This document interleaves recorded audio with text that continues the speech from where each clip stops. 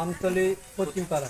হ্যাঁ, এখানে পুরানো ওয়ার্কার রিটায়ারমেন্টে গেছে, নতুন ওয়ার্কার নিয়োগের জন্য আমরা আমাদের বুথ এলাকার ক্যান্ডিডেট আছে 4 জন। এই 4 জনের মধ্যে যে কোনো একজনকে নিয়োগ করার জন্য আমরা চেয়ারম্যান প্লাস বুথ প্রেসিডেন্ট সবার কাছে আবেদন।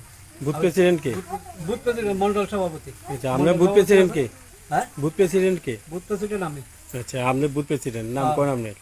আমার নাম রতন মজুমদার। আচ্ছা, হ্যাঁ। আমরা কত নম্বর বুথ? রেজুলেশন বানাই, বুথ সভাপতির সিল সই দিই 34 নং বুথ। হ্যাঁ, সিল সই দিয়ে একটা রেজুলেশন বানায়, কিছু লোকের এই স্বাক্ষর লইয়া মন্ডল সভাপতির কাছে দেওয়ার জন্য। তখন আমি আমাদের এখানে আমাদের যে শক্তি কেন্দ্রের ইনচার্জ রাজ্যেশ সেন, তাদের সঙ্গে আমি আলাপ করার পরে তাই বলছি যে পলাশ দত্তের স্ত্রী নাম হয়েছে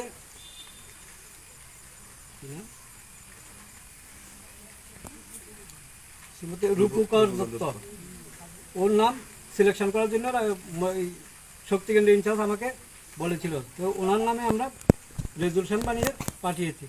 কিন্তু এখন দেখা যাচ্ছে যে আমাদের বুথে 4 জন, এরপরে বলেছিল যে ইন্টারভিউর মাধ্যমে হবে। তখন ইন্টারভিউ 4 জনে দিয়েছে আমাদের এই বুথ এলাকা থেকে। কিন্তু আমাদের বুথ এলাকা থেকে ইন্টারভিউ দিয়েছে ঠিকই, কিন্তু অফার পেয়ে গেল অন্য বুথের। এই কারণে আমাদের বুথ এলাকা প্রচণ্ডভাবে ক্ষুব্ধ। এটা পঞ্চায়েত জানে না, এলাকার মেম্বার প্রধান কেউ জানে না, প্লাস বুথ সভাপতি তো হুয়ারি। বুথ সভাপতির তো এখন কোনো প্রয়োজন নেই, যখন নির্বাচন আসে তখন বুথ সভাপতির কাজে। কোন পঞ্চায়েত এটা? এটা এসবিসিনগর যার ওপর আইছে সে কি এই পঞ্চায়েতেরই?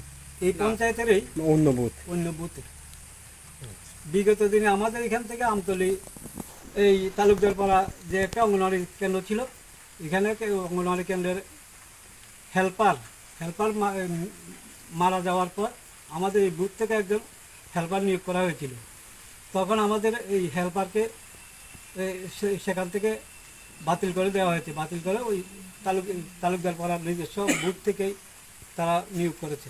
এখন আমার নাম নিমাইরা, আমি বিষ্ণুনগর গাঁও সভার একজন বাসিন্দা। আমি যে আজকে আমতলী অঙ্গনওয়াড়ির যে মানে চাকরির যে আজকে যে ঘটনাটা, এটার সম্পূর্ণ বিধাগতে আজ থেকে আরও 1 বছর আগে আমার লগে চেয়ারম্যান প্লাস বিধায়ক আমাকে বিধাগতে সবাই সিদ্ধান্তক্রমে ওখানে আমার মিসেসকে দেওয়ার জন্য সবাই আমাকে এই যে লিখিতভাবে এমএলএ দিয়েছিলেন। সবার সাথে সিবিগুল সাহেব, হেমন্ত মণ্ডল সবাই একসাথে হয়ে একসাথে তোমার যে আমতলীর অঙ্গনওয়াড়ি সেন্টারটা এটা তোমার পরে দেওয়া হবে, এটা লাগে তোমার আমরা লিখিত দিয়েছি। কিন্তু আমি আমার মিসেস ইন্টারভিউ দিয়েছে। আজকে দেখলাম নতুন একজন লোক এখানে ইন্টারভিউর জন্য জয়েন করার জন্য পাঠিয়েছে। এখানে সমস্যা হয়েছে। এখন আমি মুখ্যমন্ত্রীর কাছে আবেদন করতে চাই, আজকে থেকে না, অনেক আগে থেকে বিলোনিয়াটাতে শুধু মানে চাকরির ব্যাপার হোক, কন্ট্রাক্টারি ব্যাপার হোক, প্রত্যেকখানে শুধু টাকা নিয়ে 900 করতে আছে, মাস করতে টাকা নিয়ে চাকরি দিব করে নাম করে মণ্ডল এবং চেয়ারম্যান প্লাস পঞ্চায়েত প্রত্যেকজনের কি কাগজে টাকার বিনিময়ে চাকরিগুলো অন্যদিকে যেতে গেছে। আমি মুখ্যমন্ত্রীর কাছে দৃষ্টি আকর্ষণ করে বলবো এই বিলোনিয়ার দিকে যেন নজর দেয়।